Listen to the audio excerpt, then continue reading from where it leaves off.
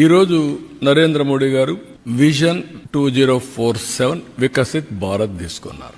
నేను వికసిత్ భారత్ కు అనుసంధానం చేసుకుంటూ స్వర్ణ ఆంధ్రప్రదేశ్ తీసుకున్నా. నేను అంబిషియస్ ప్లాన్ పెట్టుకున్నాను. $2.4 ట్రిలియన్ 2047కి తయారు కావాలని. దీనికి $42,000 తలసరి ఆదాయం. ఆ రోజు డాలర్ ఎంత రేటు ఉంటే అంత వస్తుంది. ఈ రోజు 3,200 ఆ ప్రాంతంలో ఉన్నాం. దీనికి 14 నుంచి 15% గ్రోత్ రేట్ రావాలి.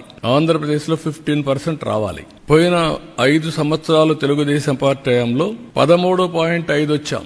వీళ్ళు వచ్చిన తర్వాత 10కి తగ్గిపోయారు. 10.2 వచ్చే పరిస్థితి 1.5 వచ్చారు. 3% కంటే ఎక్కువ డిఫరెన్స్ ఉంది. ఆ 3% ఎంత వేరియేషన్ వస్తుందో సిఏజిఆర్ మీకు ఎక్స్ప్లెయిన్ చేశాను నేను. కన్సిస్టెంట్ గా 15% పెరిగితే డబల్ ది గ్రోత్ రేట్, అంటే రెండింతలు గ్రోత్ గాని పెరగగలిగితే 4.5 రెట్లు పర్ క్యాపిటల్ ఇన్కమ్ పెరుగుతుంది. మామూలు వచ్చేదానికంటే జిఎస్టిపి పెరుగుతుంది. ఇది చాలా మందికి ఇప్పుడు అర్థం కాదు, కానీ ఫీల్ గుడ్ ఫ్యాక్టర్ ఉంటుంది. అందుకే మీరు చూస్తే నన్ను అరెస్ట్ చేసినప్పుడు 60 దేశాల్లో డెమాన్స్ట్రేట్ చేశారు తప్పని. రాష్ట్రంలో డెమాన్స్ట్రేట్ చేశారు, హైదరాబాద్ లో డెమాన్స్ట్రేట్ చేశారు. ఎప్పుడు నేను మర్చిపోలేను. హైదరాబాద్ లో ఎవరైతే అణిచివేయాలని ప్రయత్నం చేస్తే చేతులు కాల్చుకున్న పరిస్థితికి వచ్చారు. అంటే రైట్ ని రైట్ గా ప్రజలు ఆమోదించే పరిస్థితికి వచ్చారు.